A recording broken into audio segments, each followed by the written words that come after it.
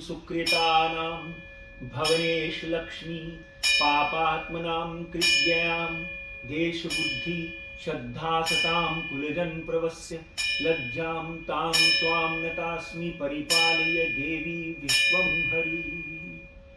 आज शक्ति के दूसरे स्वरूप ब्रह्मचारिणी की पूजा होती है। नवरात्रों का दूसरा दिन ब्रह्मचारिणी और अर्पणा उमा तपस्याचारिणी को समर्पित है। आइए ब्रह्मचारिणी के बारे में कुछ जान लेते हैं। ये मां पार्वती का और भोलेनाथ की पत्नी का दूसरा स्वरूप है। इन्होंने भी हिमालय के घर में जन्म लिया और कठोर तपस्या की। कठोर तपस्या करने के बाद इन्होंने सबसे पहले कुछ वर्षों तक तो फल फ्रूट और उसके बाद बेलपत्र और उसके बाद पूरी तरह से अन्न और जल त्याग दिया। इनकी तपस्या, इनकी कठोर तपस्या को देखकर पूरे संसार में हाहाकार मच गया और बहुत ही जब दुबली हो गई तो इनकी मां के मुंह से निकला ऊ मां, मतलब तुम क्या कर रही हो, ऊ मां। इसके लिए उनका नाम उमा भी पड़ा, क्योंकि इन्होंने सब कुछ अर्पित कर दिया भोलेनाथ को पाने के लिए। इसलिए इनका नाम अपर्णा भी पड़ा, अर्पण कर दिया, अर्पणा भी पड़ा। सब खान पान छोड़ने के बाद, कठोर तपस्या के बाद तपस्यार्चनी, तपस्या की देवी भी इनको कहा जाता है। कहते हैं कि इनकी कठोर तपस्या जब पितामह ब्रह्मा ने देखी और सुना कि पार्वती जो है वो कठोर तपस्या कर रही हैं, तो उस कठोर तपस्या को देखकर ब्रह्मा ने एक भविष्यवाणी की कि आपके भावना हेतु आपकी मनोकामना पूर्ण होगी। और ब्रह्मा के स्वर से निकला हुआ यह शब्द कि आप भोलेनाथ को, सब देवों के देव को जल्दी ही पति के रूप में पाएंगी।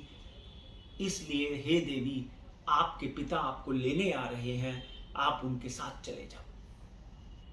उसके बाद पार्वती ने अपना हठ, तपस्या त्यागी और इनकी पूजा की विधि बहुत सुंदर है। आप कम से कम 1 घंटा सुबह और 1 घंटा शाम को तपस्वी मूड में बैठ जाइए और ओम ह्रीं श्रीं अंबिकाय नमः इस मंत्र का जाप करें। आपके अंदर तपस्या, तप, बल अपने आप पैदा होता दिखाई देगा। और जो व्यक्ति कठिन संघर्ष करता है, जिसके जीवन में उपलब्धियां नहीं मिल रही, रिद्धि सिद्धि नहीं हो रही, बरकत नहीं आ रही, धन की कमी है, उसको तो आज के दिन मां ब्रह्मचारिणी की तपस्या में लीन होना चाहिए, ताकि सारी सिद्धियां, सर्वत्र सिद्धियां मां ब्रह्मचारिणी जो है वो आपको प्रदान करती है। इस तपस्या का एक बहुत बड़ा फल ये भी है कि जैसे मां ब्रह्मचारिणी ने तपस्या करके भोलेनाथ को पाया, आज कुंवारी कन्याएं जो है कठोर तपस्या करके कम से कम 1 घंटा सुबह 1 घंटा शाम को मां ब्रह्मचारिणी की आराधना करके अपने मनोपूर्वक अपने वर को प्राप्त कर सकती हैं। अगर किसी के साथ प्रेम करती हैं तो डेफिनेटली वो प्रेम जो है विवाह में तब्दील हो सकता है। इसलिए मां ब्रह्मचारिणी की प्रेयर करना आपके जीवन के लिए हमेशा सुखी रहेंगे आप। और इनके एक हाथ में माला है, क्योंकि तपस्विनी है। एक हाथ में माला है और एक हाथ में करमंडल है। करमंडल में नवरत्न है और करमंडल में जल है। सिर्फ जल के ऊपर इन्होंने हजारों साल तपस्या करके भोलेनाथ को पाया। और इसके ऊपर एक जो हमें रोज आपको एक ज्ञान देते हैं वो बहुत जरूरी है। कल मूलाधार चक्र में प्रवेश करता है भक्त, जो जिज्ञासु होता है, माँ की आराधना करता है, वो मूलाधार चक्र में प्रवेश करता है। और आज ब्रह्मचारिणी के दिन जिज्ञासु और माँ का भक्त जो है वो स्वादिष्ठान चक्र में प्रवेश करता है। स्वादिष्ठान चक्र जो है वो जननांग, वीर्य, प्रजनन, कामुकता, शुद्धिकरण, ऊर्जा का प्रतीक है। यानी जो हमारे गुप्त अंग हैं उनके ऊपर स्वादिष्ठान चक्र जो है वो पाया जाता है। इस चक्र का सबसे बड़ा कार्य है कि ये सृष्टि को जन्म देना, स्त्री हो या पुरुष, प्रजनन के लिए, शुद्धिकरण के लिए, कामुकता के लिए, वीर्य के लिए, ऊर्जा के लिए इस चक्र को जागृत कर सकता है।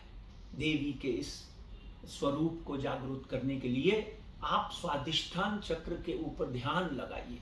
ध्यान लगाने के बाद आप स्वादिष्ठान चक्र की मुद्रा जरूर करें, और सबसे पहली उसकी मुद्रा है योनि मुद्रा।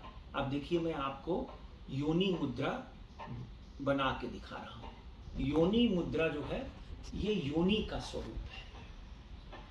इस मुद्रा में बैठकर ओम अंबिकाय नमः, ओम अंबिकाय नमः, आप अपने स्वादिष्ठान चक्र में को जागृत करने के लिए उस पे अपना ध्यान केंद्रित करें।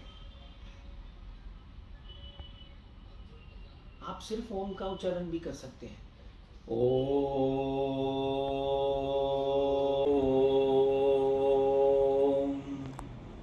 और स्वादिष्ठान को जागृत करने के लिए आप शक्ति मुद्रा का उपयोग भी करें। शक्ति मुद्रा जो है वो पूरे हाथ को आप ऐसे कर लीजिए और आपकी लास्ट 2 फिंगर जो है उनको जोड़ के रखिए। ये शक्ति मुद्रा है।